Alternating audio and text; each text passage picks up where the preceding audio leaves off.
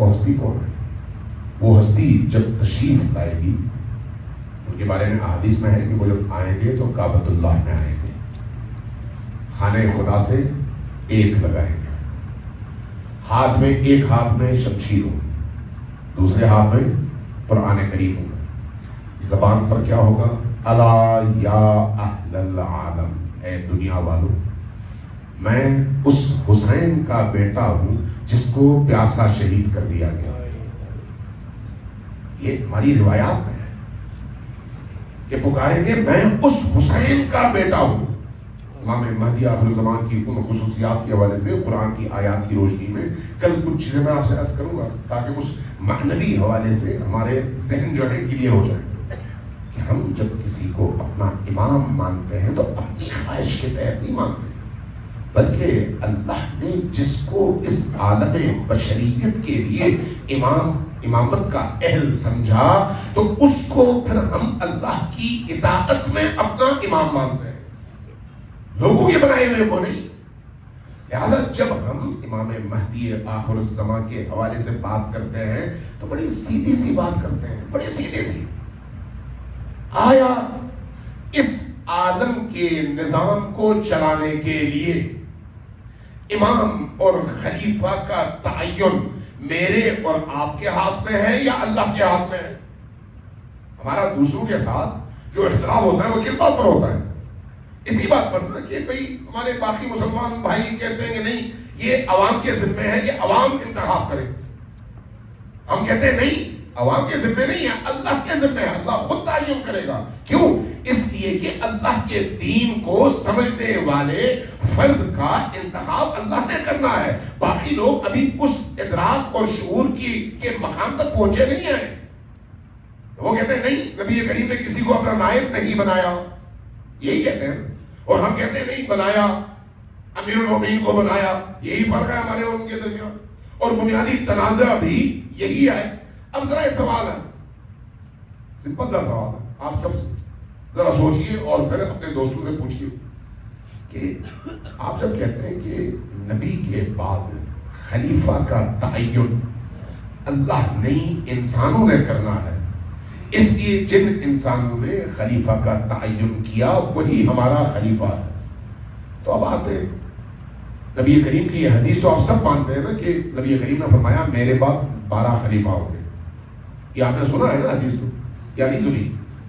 سنی ہے یا نہیں سنی؟ سنی ہے، چونکہ اہل سنت بہت اس پر بات کرتے ہیں، چونکہ بخاری میں یہ حدیثیں موجود ہیں، مسلم میں موجود ہیں، ترمذی میں موجود ہیں، ابی داؤد میں موجود ہیں، سنن میں بھی ہیں اور صحاح میں بھی ہیں، اور ان کے علاوہ بھی باقی تمام احادیث کی کتابوں میں اہل سنت کے ہاں موجود ہیں۔ اس لیے مہدی آخر الزمان شیعہ سنی کے درمیان ایک مشترکہ متقن یقینی اور مضبوط ترین موضوع ہے اشتراک عمل کا۔ اس میں جو مفہوم ہے وہ کیا ہے؟ نبی کے 12 خلیفہ ہیں، اور 12واں خلیفہ کون ہے؟ مہدی موعود۔ اس پر بھی سب کا اتفاق، کوئی اختلاف نہیں ہے، اس پر ذرہ برابر بھی اختلاف دونوں مکاتب کے درمیان نہیں ہے، شیعہ بھی یہی کہتا ہے اور سنی بھی یہی کہتا ہے۔ اب سوال یہ ہے کیا ہم ایسا کر سکتے ہیں کہ تمام عالم اسلام کے بڑے بڑے علماء کو جمع کریں اور ان سے کہیں جس طرح سے آپ سب نے مل کر پہلے کا انتخاب کیا تھا کسی اور کا انتخاب 12ویں کی حیثیت سے کریں اور اس کو امام بنا کر اس کو خلیفہ بنا کر میدان میں لے آئیں، ہم سب ان کا ساتھ دیں گے اور وہ اللہ کی حکومت زمین پر قائم کریں؟ کر سکتے ہیں سارے علماء مل کر کسی ایک کا انتخاب کریں کہ یہ نبی کا 12واں خلیفہ ہے؟ اگر یہ کر سکتے ہیں تو پھر تو بہت اچھی بات ہے۔ اگر 12ویں کا انتخاب آپ لوگ نہیں کر سکتے تو پھر پہلے کا انتخاب کیسے کر سکتے ہیں؟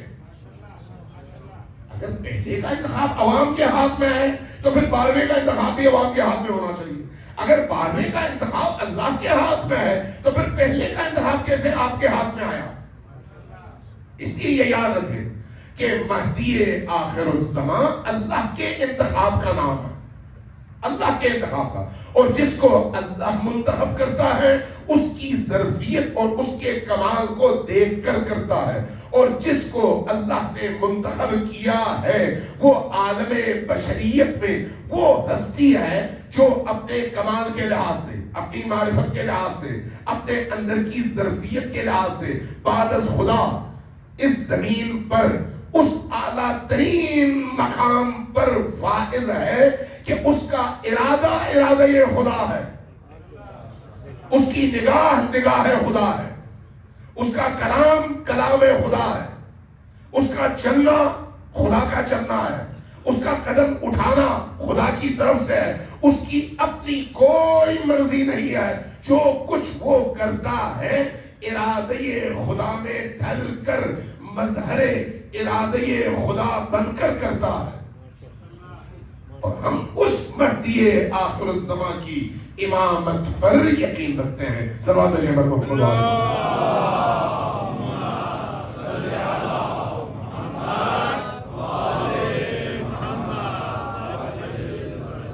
عزیزان گرامی، اہل البیت علیہ السلام نے انسانوں کو ارتقاء دلانے کے لیے، ان کی سوچ اور ان کی فکر اور ان کی عقلوں میں اضافے کے لیے، ان کو انسانی سفر میں آگے بڑھانے کے لیے جو قربانیاں دی ہیں وہ قربانیاں کوئی اور نہیں دے سکتا، کوئی اور نہیں دے سکتا۔ جتنی عظیم قربانیاں اہل البیت نے، آپ سوچ سکتے ہیں کہ اہل البیت کے حوالے سے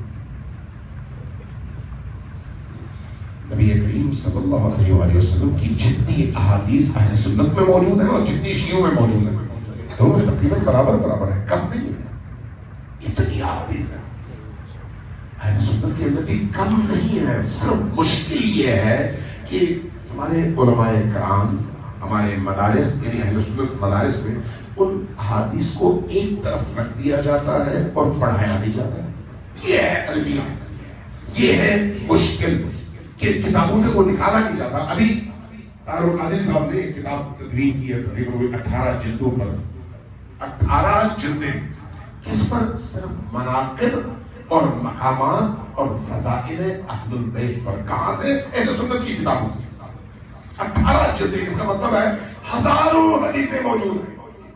لیکن مشکل یہ ہے کہ طول تاریخ میں جو ظلم ہوا وہ یہ ہے کہ اہل البیت کے ناموں پر مٹی ڈال کر ان کی عظمتوں سے لوگوں کو بے خبر رکھو، تاکہ جو لوگ ان کی جگہ لے رہے ہیں ان کو عزت بھی ملے اور مملکت بھی ملے، اختیار بھی ملے۔ یہ سلسلہ ہمیشہ جاری رہا، لہذا اسی سلسلے کے نتیجے میں اہل البیت ہمیشہ نشانے پر تھا۔ آپ ذرا سوچ سکتے ہیں کہ نبی کریم کی ناموس کا کیا مطلب ہے؟ نبی کریم کی ناموس یعنی اللہ کی ناموس، نبی کریم کی عزت یعنی اللہ کی عزت، نبی کریم کی حرمت یعنی اللہ کی حرمت۔ کربلا میں کس کی ناموس پر حملہ ہوا؟ نبی کریم کی ناموس پر۔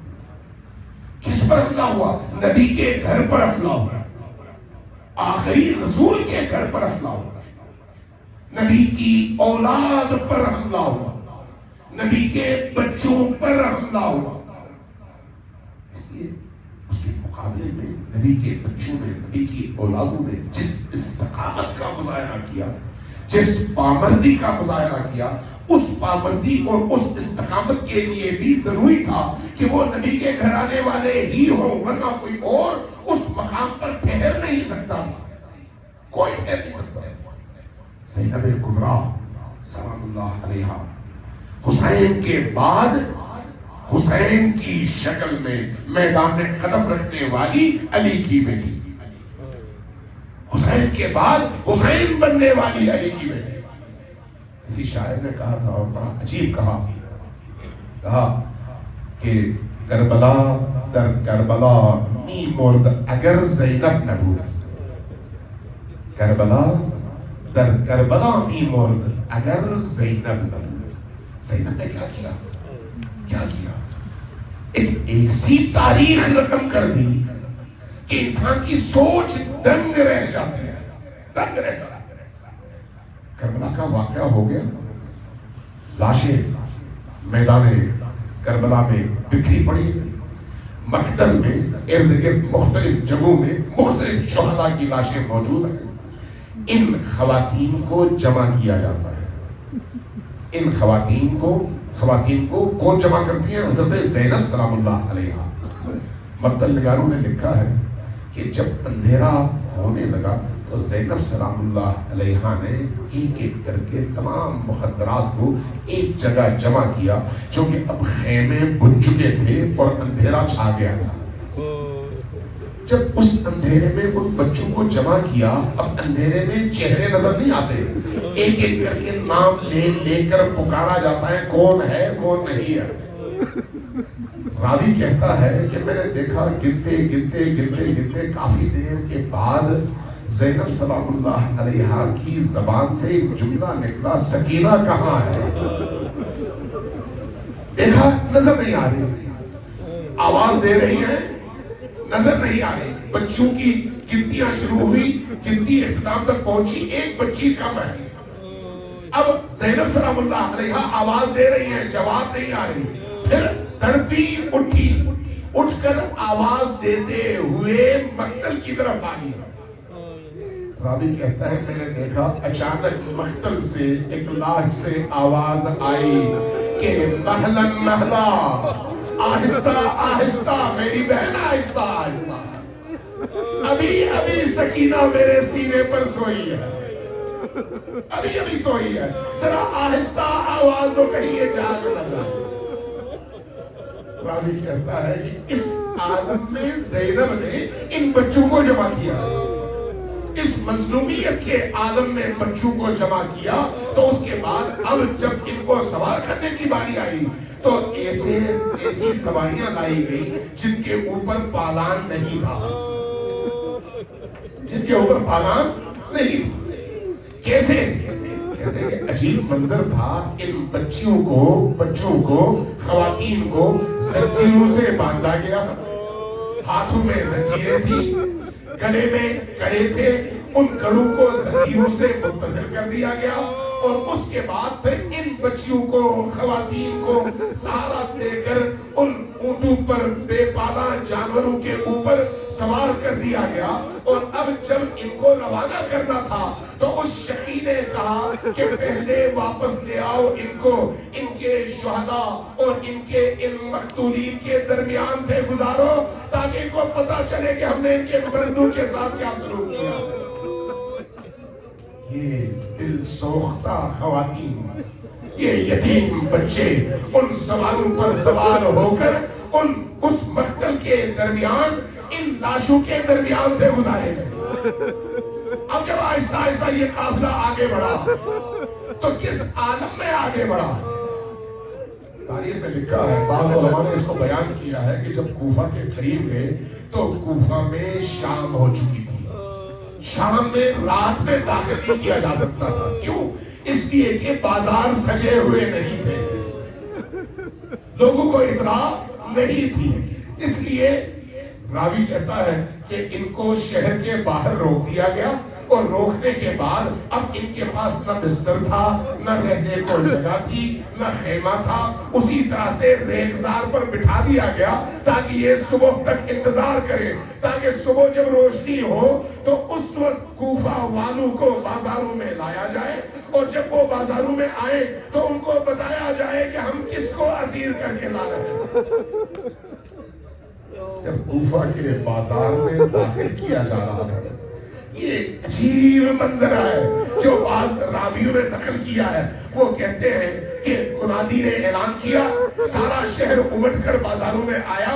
اب جب بازاروں میں آیا تو اعلان کیا تھا کہ ہم نے امیر المؤمنین کے دشمنوں کو مار دیا ہے اور اس کے بیوی بچوں کو اسیر کر کے لا رہے ہیں. اب لوگ یہ سمجھ رہے ہیں کہ یہ یا نصرانی ہے یا یہودی ہے، اور ان کے استقبال کے لیے میدان میں آ رہے ہیں. اس منظر میں ایک عجیب کیفیت ہوئی کہ ان اسیروں کو ایک ایک کر کے بازار کے اندر داخل کیا جانے لگا. اب ترتیب کیا بنائی گئی؟ بعض علماء نے لکھا ہے کہ ترتیب ایسے بنائی گئی کہ سب سے آگے ایک بلند قد کی خاتون، اس کو زنجیروں سے باندھا گیا، اس کی زنجیر پچھلے فرد سے باندھا گیا، لیکن پیچھے ایک بچی کو کھڑا کر دیا گیا، اس کے پیچھے ایک بڑے کو، اس بڑے کے پیچھے ایک بچی کو، لیکن اس طرح سے قطار میں ایک بڑا ایک چھوٹا، ایک بڑا ایک چھوٹا، اس ترتیب کے ساتھ ان کو جب بازار میں داخل کیا جانے لگا تو اب بازار میں ازدحام ہوا، رش بڑھا، لوگ قریب آئے، اب یہ خواتین آگے بڑھ نہیں پا رہی، اس لیے کہ نامحرموں کا اجتماع ہے۔ اس کیفیت میں جب خواتین آگے نہیں بڑھ پا رہی تو وہ شقی نیزے کی انی سے چبو کر کہتا ہے کہ آگے بڑھو۔ اب جب نیزے کی انی محسوس کرتی ہے تو خاتون تیزی سے آگے بڑھنا چاہتی ہے، زنجیر کھچتی ہے، جب زنجیر کھچتی ہے تو وہ جو پیچھے بچہ ہے اس کے گردن کی زنجیر جب کھچتی ہے تو وہ زمین سے ہوا میں معلق ہو جاتا ہے۔ اس کیفیت میں بازار میں داخل کیا جا رہا۔ اب ایسے میں زینب کیا دیکھتی ہے؟ دیکھتی ہے کہ ارد گرد کے سارے نامحرموں کی نگاہ اہل البیت کی ان مخدرات پر پڑ رہی ہے۔ یہ منظر دیکھ کر تڑپتی ہے، شمر کو آواز دیتی ہے، اے شمر ابن زنجوشن، آؤ ذرا قریب آؤ۔ قریب آتا ہے، فرماتی ہے کہ ان ہمارے سروں کو، ہمارے شہداء کے سروں کو ذرا ہم سے دور لے جاؤ۔ کیوں؟ اس لیے کہ جب یہ سر ہمارے قریب ہوتے ہیں تو یہ جو تماشائی ہیں، ان تماشائیوں کی نگاہیں پہلے ہمارے ان نیزوں پر لٹکے ہوئے اٹکے ہوئے سروں پر پڑتی ہیں اور اس کے بعد ان سروں سے گزر کر ہم پر پڑتی ہیں۔ یہ ہمارے نامحرم ہیں، ہماری ناموس یہ دیکھ رہے ہیں۔ شمر نے کیا کیا؟ شمر نے ان تمام سروں کو دوبارہ جمع کیا، جمع کر کے ان مخدرات کے درمیان میں لے آیا تاکہ سب کو پتا چلے اور سب دیکھیں، سروں کو بھی دیکھیں اور ان مخدرات کو بھی دیکھیں۔ اس مظلومیت کے ساتھ جب یہ آگے بڑھے تو کیا دیکھا؟ ایک طرف سے پتھروں کی بارش ہو رہی ہے، ایک طرف سے گرم پانی، ابلا ہوا پانی پھینکا جا رہا ہے۔ بعض لوگوں نے لکھا ہے کہ جب یہ سلسلہ شروع ہوا تو ایک منظر ایسا تھا کہ بعض لوگوں نے ان ائمہ اہل البیت کی مخدرات اور بچیوں کو دیکھ کر رونا شروع کر دیا۔ رحم آیا، ایک خاتون آگے بڑھی اور سکینہ کے سامنے ایک پلیٹ رکھ دیا کہ بیٹی یہ کھا لو۔ پوچھا یہ کیا ہے؟ کہا یہ صدقہ ہے۔ ایک دفعہ آواز بلند ہوئی زینب کبریٰ کی، بیٹی سکینہ ہاتھ نہ لگانا، یہ ہم پر حرام ہے۔ پوچھا کیوں حرام ہے؟ دینے والی خاتون نے پوچھا کیوں حرام ہے؟ فرمایا ہم تمہارے نبی کی بیٹیاں ہیں اور ہم پر صدقہ حرام ہے۔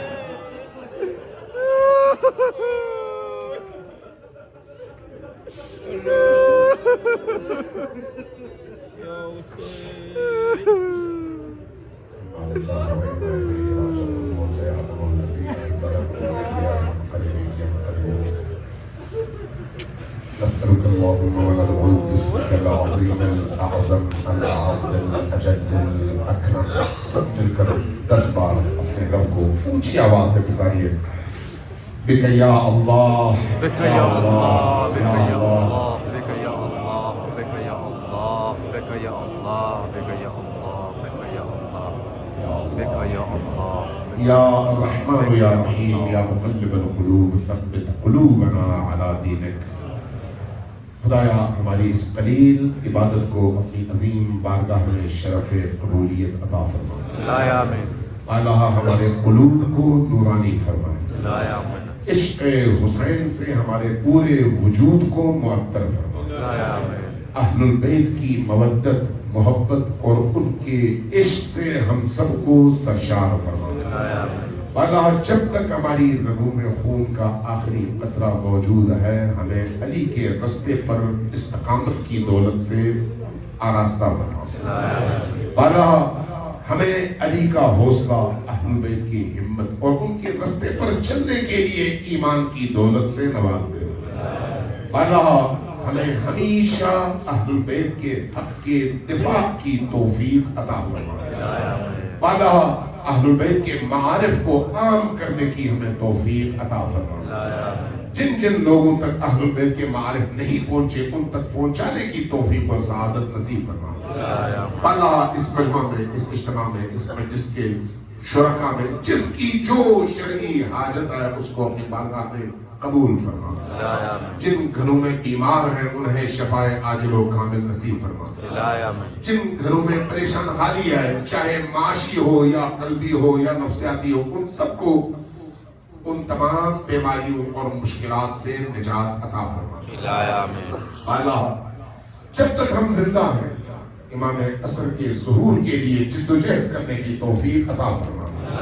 بالا مراجع اعظام مجتہدین کرام خصوصاً رہبر عالم اسلام کی توفیقات خیر میں، ان کے روب میں، ان کے دبدبے میں، ان کی تاثیر میں مزید اضافہ فرما. بالا امام عصر کے اس عالمی حکومت کو ہمیں دیکھنے کی توفیق عطا فرما.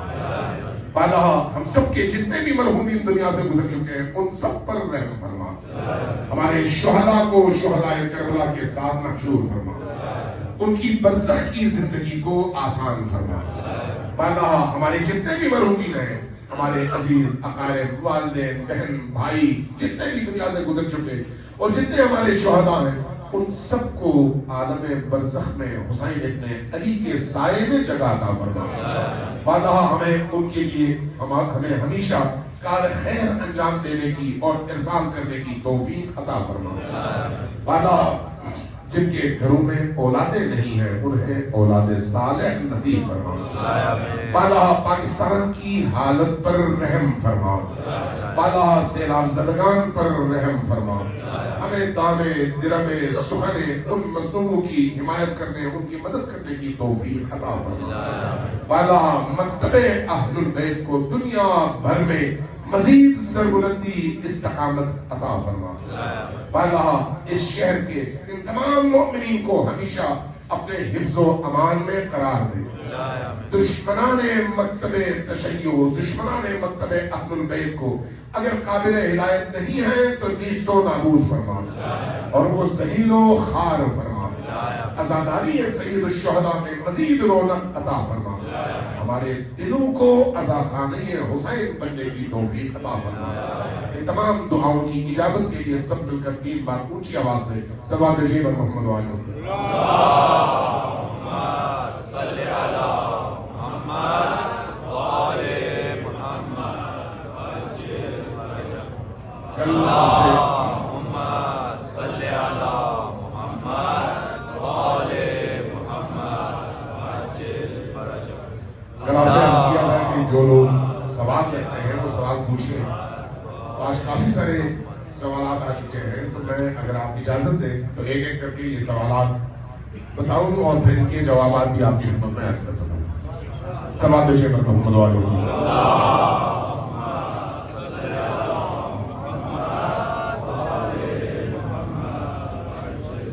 پہلا سوال آیا ہے کہ ہم کیسے اپنے اہل سنت دوستوں کو اس بات پر قائل کر سکتے ہیں کہ امام علی اب بھی مشکل کشا ہے اور یا علی مدد کہنا درست ہے.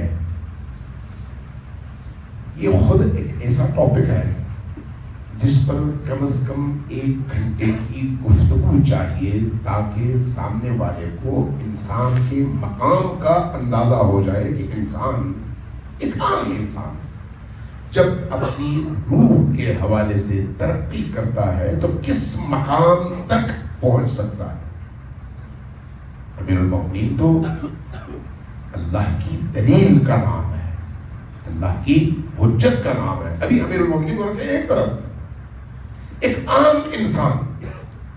انسان جب اپنی روح کو آلودگیوں سے پاک کرتا ہے، جب درست رستے پر قدم اٹھاتا ہے، جب اس کے اندر یہ شعور پیدا ہوتا ہے کہ یہ غلط ہے اور یہ صحیح ہے اور اس نے صحیح رستے پر چلنا ہے، تو اس صحیح رستے پر چلنے کے نتیجے میں اس کے اندر ایک کمال کی وہ خصوصیت اللہ پیدا کر دیتا ہے جس کے نتیجے میں وہ شعور اور ادراک کی اس منزل کا حامل بنتا ہے کہ اب اس کو کوئی بھی غلط چیز نظر آئے تو اس سے اس کے اندر ایک انتشار اور نفرت کی کیفیت پیدا ہوتی ہے. یہ عام انسان کی بات ہے, عام انسان. مثلاً دیکھیں, جب آپ کسی بچے کی تربیت کر رہے ہوتے ہیں تو اس بچے کی تربیت میں جب اس کو کہتے ہیں جھوٹ بری چیز ہے تو وہ بات اس کے ذہن میں بیٹھ جاتی ہے. جب اس سے آپ کہتے ہیں باتھ روم میں کہ جو آپ کا کوموڈ ہے, کوموڈ کے اندر جو بھی نجاست ہے اس کی طرف دیکھو بھی مت, تو وہ کبھی بھی اس کی طرف ہاتھ نہیں بڑھاتا. کیوں؟ آہستہ آہستہ آہستہ آہستہ اس کے اندر ایک ملکہ کی کیفیت پیدا ہو جاتی ہے, اتنا اپنے آپ پر کنٹرول کہ ان نجاستوں کی طرف دیکھتا بھی نہیں ہے. یہ ایک عام انسان کی بات ہے, ایک عام انسان. ایک روایت میں پڑھوں, امام صادق علیہ السلام